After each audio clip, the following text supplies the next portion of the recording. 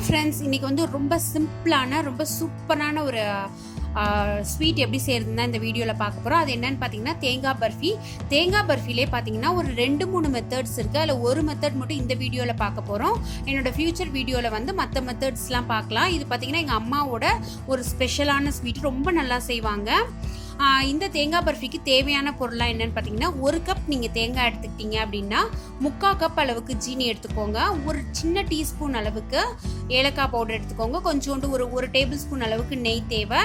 உங்களுக்கு விருப்பப்பட்டால் நீங்கள் எந்த நட்ஸ் வேணாலும் சேர்த்துக்கலாம். இதில் பார்த்தீங்கன்னாக்கா எங்கள் அம்மா ரொம்ப சூப்பராக செய்வாங்க. இன்றைக்கி வந்து நம்ம தேங்காவை அப்படியே முழுசாகவே, அதாவது திருவி எதுவுமே அதை பண்ணாமல் போட போகிறோம். அதனால் கொஞ்சம் ஷேப்பிங் மட்டும் இதில் வராது, ஆனால் டேஸ்ட் வந்து ரொம்ப சூப்பராக இருக்கும். ஃபஸ்ட்டு எண்ணெய் சட்டி வச்சு அதில் வந்து ஒரு டேபிள் ஸ்பூன் அளவுக்கு நான் நெய் சேர்த்துக்கிறேன். நெய் சூடானதுக்கு அப்புறமா தேங்காவை லைட்டாக வதக்கி எடுக்கணும். சொல்லப்போனால் ஒரு 50 செகண்ட் வந்து நல்ல தேங்காவை வதக்கி தனியாக ஒரு பாத்திரத்தில் கொட்டி வச்சுக்கணும். இது வந்து ரொம்ப சிம்பிளாக செய்யக்கூடிய ஒரு சூப்பரான ஸ்வீட்டுங்க. எத்தனை நாள் வச்சுருந்தாலும் இது கெட்டு போகவே போகாது. ஏன்னா நம்ம தேங்காவை வேற வதக்கிடுறோம். நம்ம வந்து தேங்காவை தனியாக வதக்கி எடுத்து வச்சதுக்கப்புறமா ஒரு 2 குழிக்கரண்டி இல்லைன்னா 1.5 குழிக்கரண்டி அளவுக்கு தண்ணி ஊற்றி நல்ல ஜீனி வந்து கரையணும். இது கம்பி பதமோ இல்லை ஒற்றை பதமோ எந்த பதமுமே கிடையாதுங்க. ஜீனி ஜஸ்ட் கரையணும், அவ்வளோதான். உங்களுக்கு ஏதாவது கம்பி பதம் வர அளவுக்கு நீங்கள் காய்ச்சிட்டிங்கன்னா தேங்காய் பர்ஃபி பார்த்தீங்கன்னா ரொம்ப ரஃப் ஆகிடும், உங்களுக்கு சரியாக வராது. ஸோ இதை வந்து நல்லா கரைச்சிக்கோங்க, கரையிற அளவுக்கு சூடு பண்ணிக்கோங்க. இப்போ பார்த்தீங்கன்னா கம்ப்ளீட்டாக வந்து ஜீனி கரைஞ்சிடுச்சு. நம்ம எடுத்து வச்சுருக்கிற தேங்காவை எடுத்து இதில் கொட்டிட போகிறோம். இது பார்த்தீங்கன்னா எங்கள் அம்மாவோட தேங்காய் பர்ஃபி சாப்பிட்டு நிறையா பேர் கேட்டாங்க எப்படி செய்யறது அப்படின்னு சொல்லிட்டு. சரி, அவங்கக்கிட்ட சொல்கிறத விட வீடியோவாகவே போட்டுட்டோன்னா அவங்களுக்கும் யூஸ் ஆகும், மற்றவங்களுக்கும் யூஸ் ஆகும் அப்படின்னு தோணுது. இது வந்து எனக்காக அம்மாவே வந்து செஞ்சு காமிச்சாங்க. இப்போ என்ன பண்ணணும்னா, இந்த தேங்காயில் உள்ள தண்ணி எல்லாமே வந்து வற்றணும். அதுதான் இதில் பதம். ரொம்ப நேரம் நீங்கள் எவ்வளோ நேரம் கிளறணும் அந்த மாதிரிலாம் கிடையவே கிடையாது. அடுப்பை வந்து நல்ல சிம்மில் வச்சுட்டு அதில் உள்ள தண்ணி எல்லாம் கம்ப்ளீட்டாக வற்றிடணும். இப்போ வந்து நீங்கள் எடுத்து வச்சுருக்கிற அந்த ஏலக்காய் பவுடரை போட்டுக்கலாம்.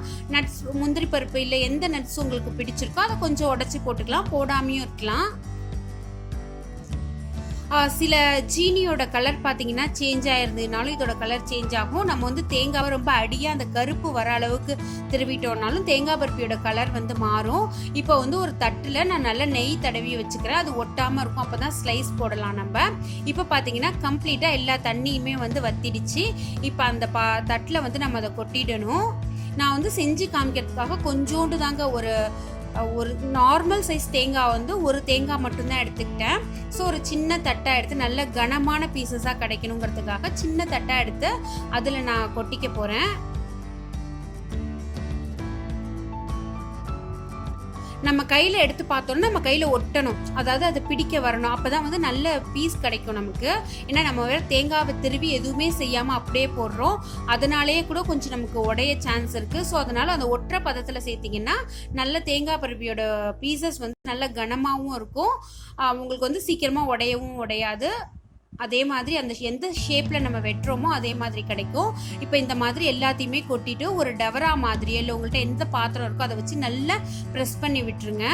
ப்ரெஸ் பண்ணிவிட்டு அதை ஆறணும்னு வெயிட் பண்ணக்கூடாது, உடனே நம்ம வந்து பீஸ் போட்டுடணும். நல்லா அமுக்கி விடுறாங்க பாருங்கள். இந்த மாதிரி நல்ல ஒரு ப்ரெஷர் கொடுத்து ஃபுல்லுமே அமுக்கி விட்டுக்கோங்க. அமுக்கிட்டு நம்மளோட தோசை கரண்டியோ இல்லை ஏதாவது ஒரு ஷார்ப்பான நைஃப் ஏதோ வச்சு நல்ல அழகாக ஸ்லைசஸ் போட்டோம்னா ரொம்ப சூப்பராக ஒரு 1/2 அன் ஹவர்லேயே நல்ல செட் ஆகிடும். இந்த தேங்காய் பருப்பி நீங்களும் உங்கள் வீட்டில் செஞ்சு பாருங்கள். ரொம்ப சிம்பிளான டயத்தில் நான் முன்னாடியே சொன்ன மாதிரி ரொம்ப டேஸ்டான ஒரு பர்ஃபி இது. எங்கள் எல்லாருக்குமே ரொம்ப பிடிக்கும். நீங்களும் இதை செஞ்சு பார்த்துட்டு உங்களுக்கு எப்படி வந்தது அப்படிங்கிறது எனக்கு கமெண்ட் செக்ஷனில் போஸ்ட் பண்ணுங்கள். இதே மாதிரி இன்னொரு வீடியோவில் மீட் பண்ணலாம். தேங்க்யூ ஃப்ரெண்ட்ஸ், பாய்.